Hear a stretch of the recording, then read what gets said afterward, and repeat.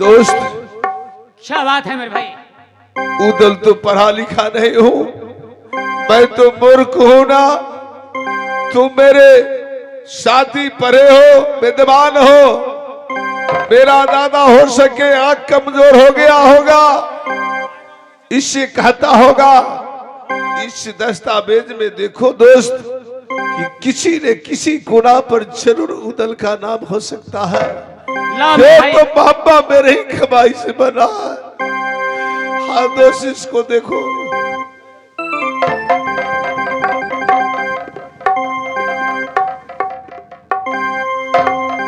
उदल, ध्यान से सुनो भैया।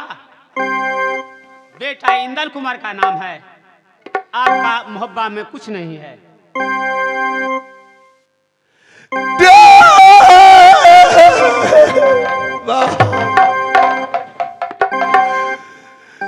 ऐसा क्यों हुआ?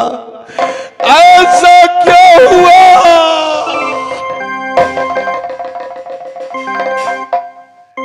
ए प्यारी के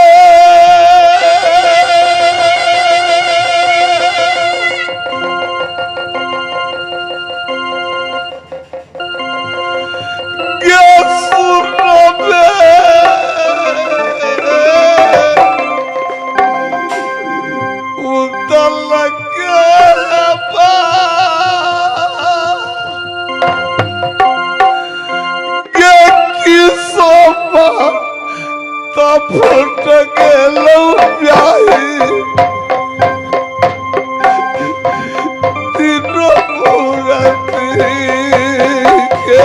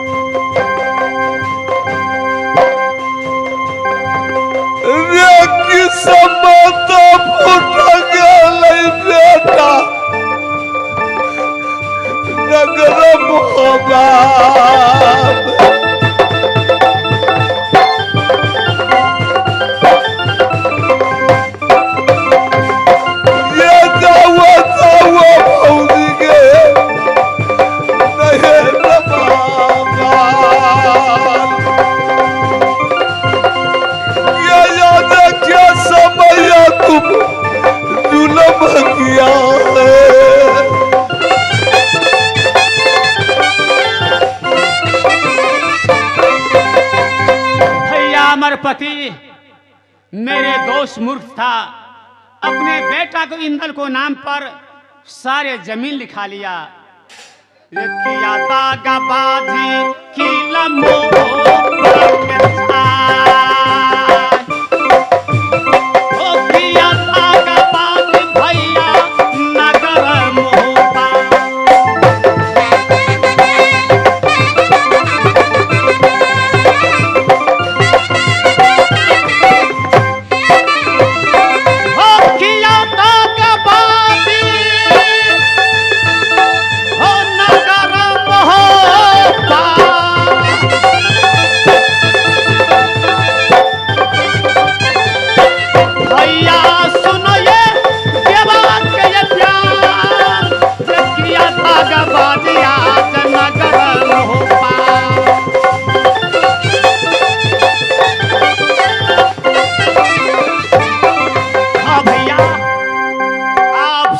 भारी गलती हुआ भैया।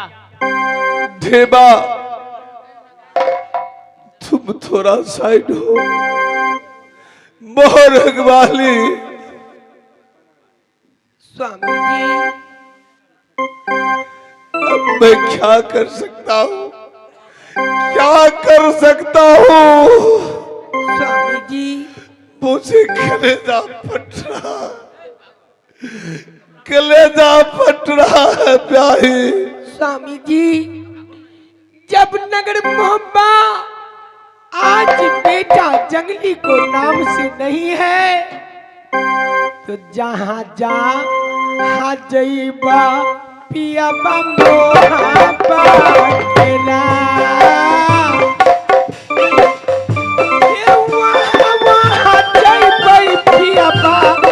तोरे संगवा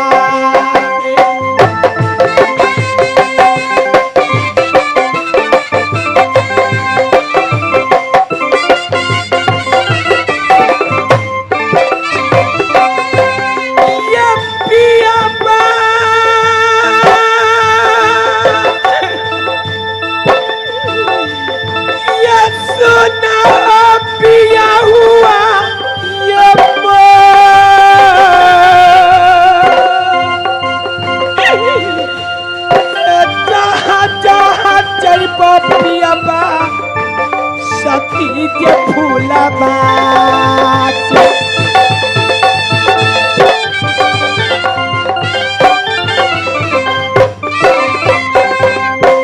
पिया सुनो पिया हुआ ये मो जहाँ जहाँ जइबा याजे सती के फूला बात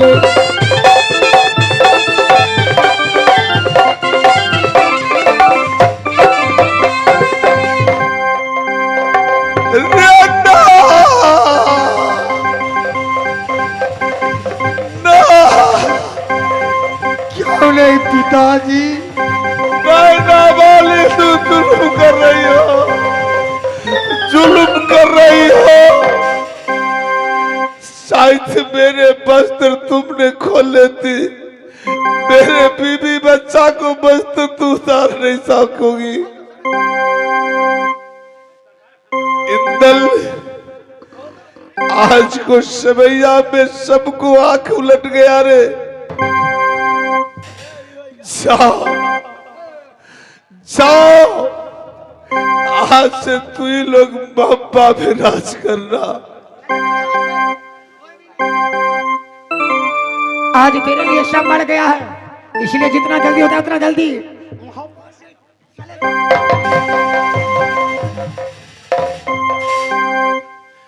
भाभी, दुनिया वाला भी जानता था कि उदल जितना प्यार मोरंग वाली से नहीं करता है, उससे दुगना मैं नैना वाली से करती थी। मर गई तेरी भाभी सोना, और तू भी मेरे लिए मर गया। चले जाओ शहर मोहब्बत से, तुम्हारा कोई जरूरी नहीं है।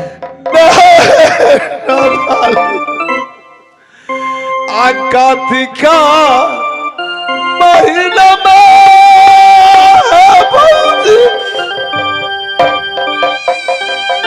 सुनती हो आप पुराना के दीना माना है।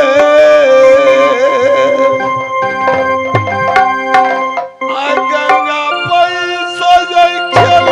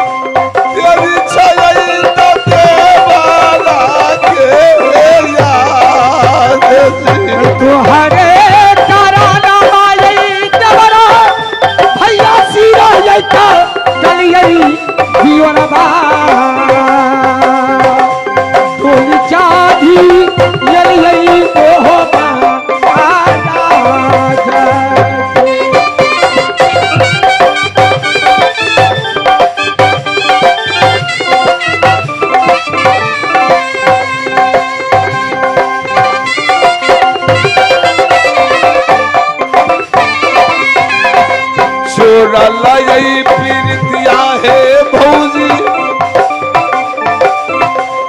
से ये कोई तो रही छैना है जोड़ा ला पीर दिया है भौजी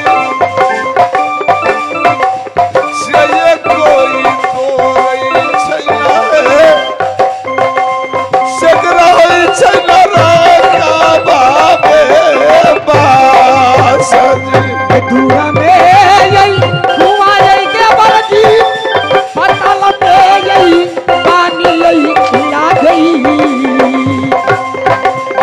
ओई में गिरोली यही लंबी ई डोर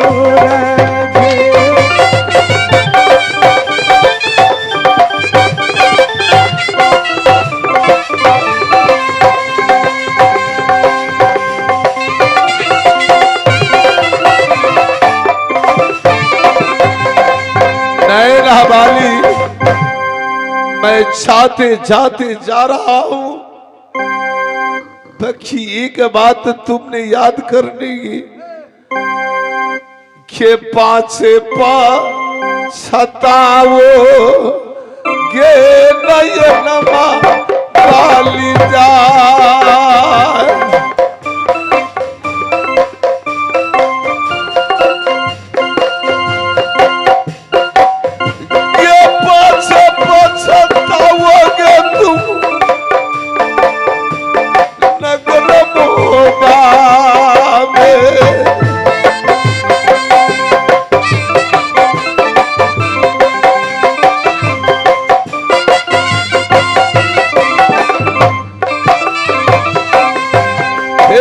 जाता या जऊदला मोहब्बत नगरी से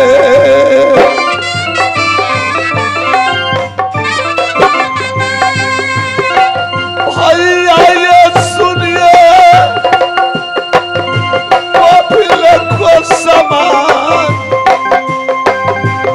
शेखर ये अर्जल या जो यही कला जा रहा हूं तुमको शक्ल पर मैंने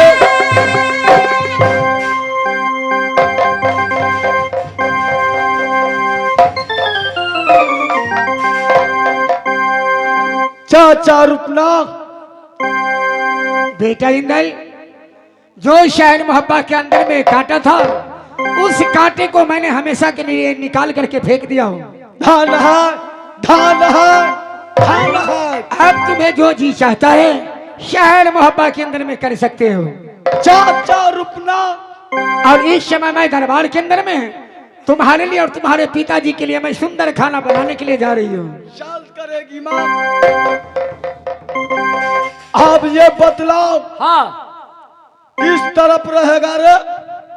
हम की कहे काका हो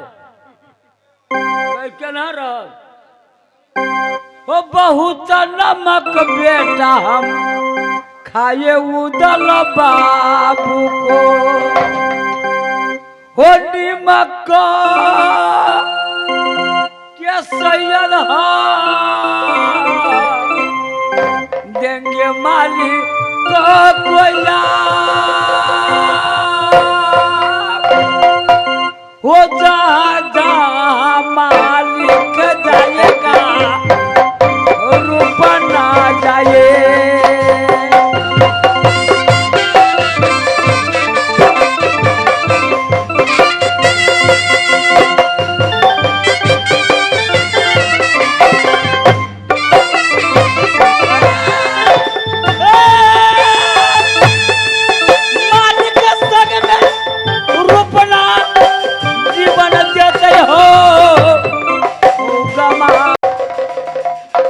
जल्द करेगा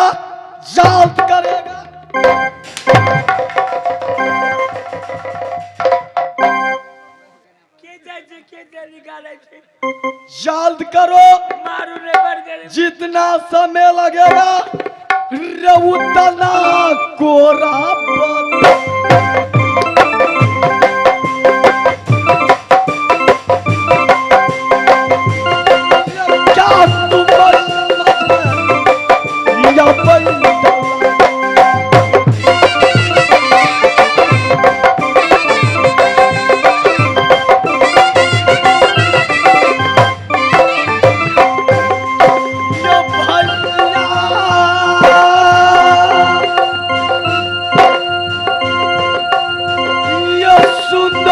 मुखिया पट के समान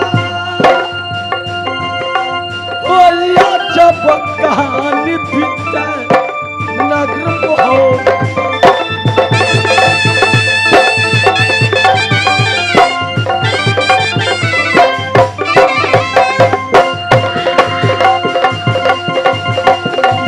चाचा सुंदर नारे जबान ये खोलो तू कपड़ा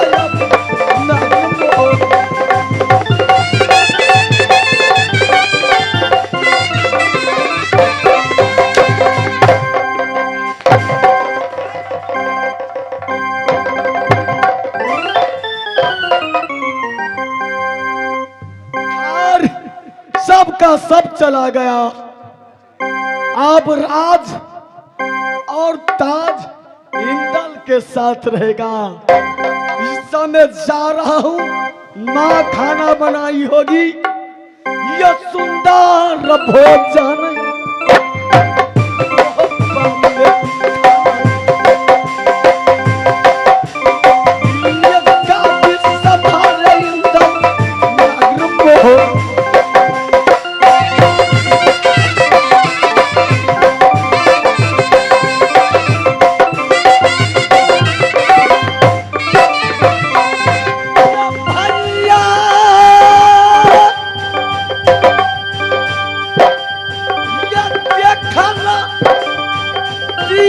झगड़ाया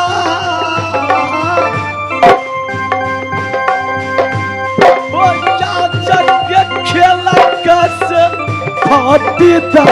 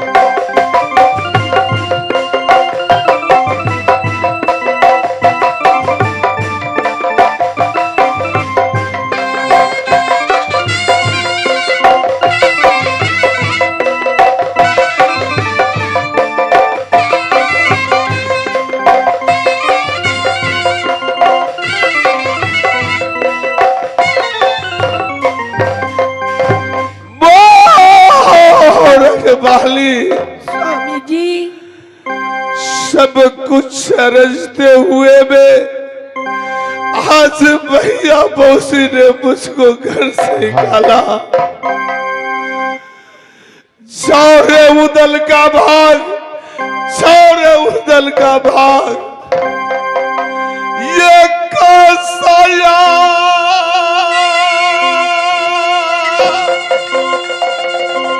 स्वामी जी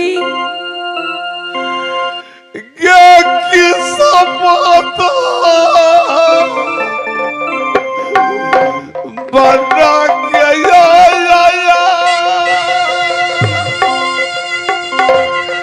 ये कहा बल्ली खदिया भगवान या बहु दलागे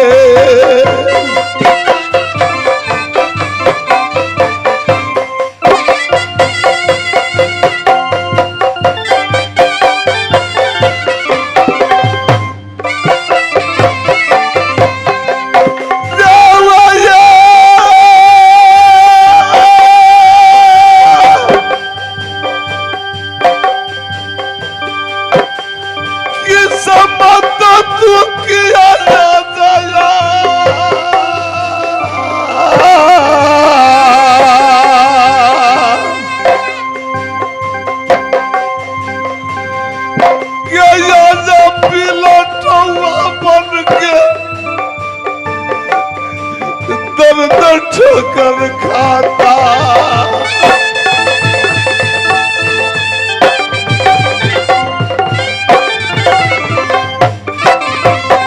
ये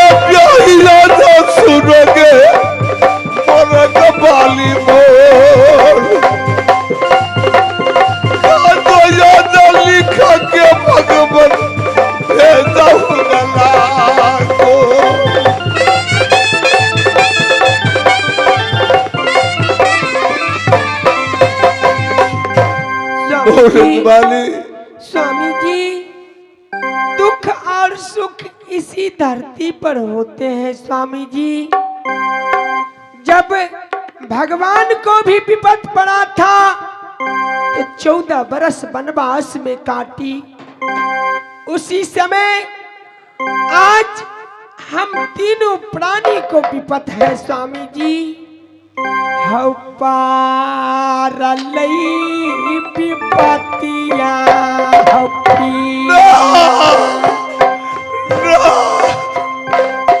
यवसातीता ये फूला के हो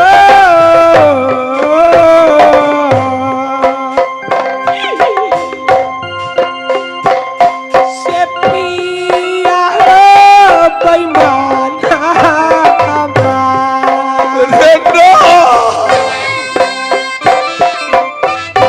स्वामी जी।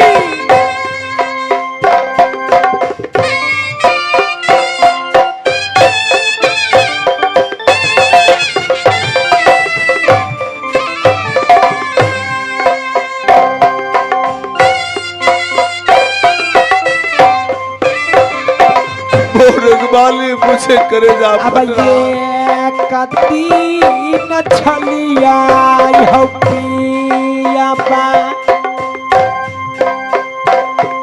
रानी ता महारानी या से हो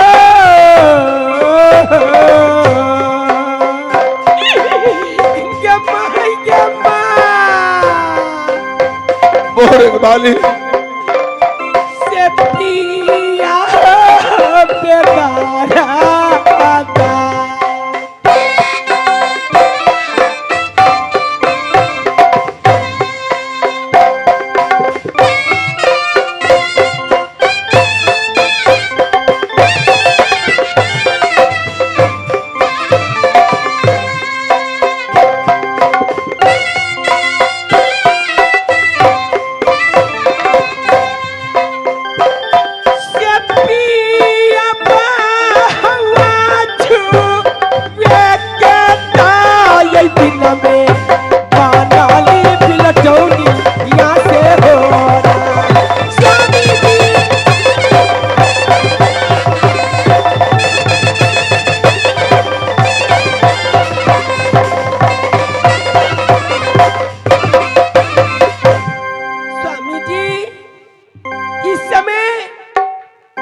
बस्ती बहुत भारी सा बस्ती है।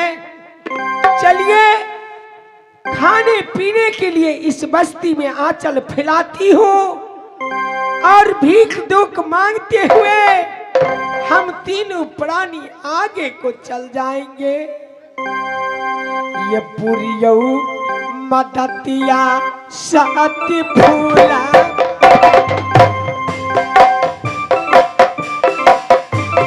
हे पुरियौ मदतिया ये बाबू सती फूला बाके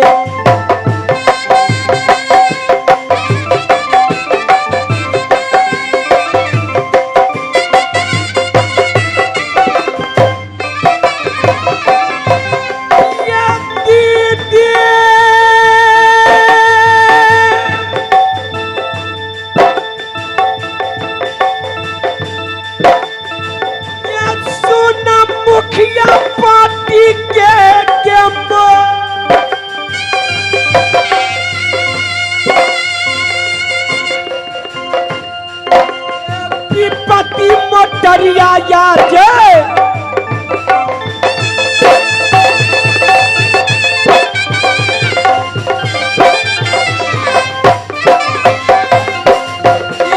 सुन के सहोदरी हमार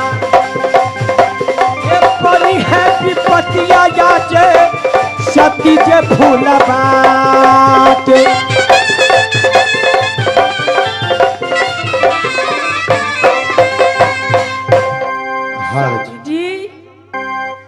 पिताजी इस जंगल की ओर जा रहे हैं, मुझे भूख से बर्दाश्त नहीं हो रहा है। कुछ देर आगे चलेंगे, हाउ की रखे हम मर जाए बाबू रहिया मैया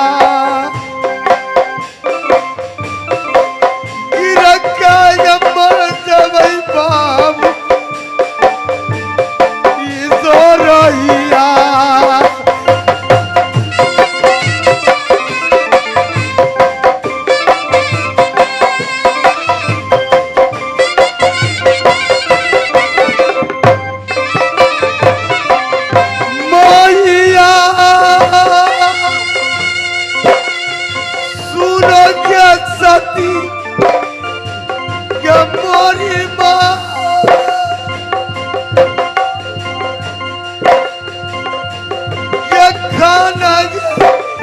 खिला दे मैया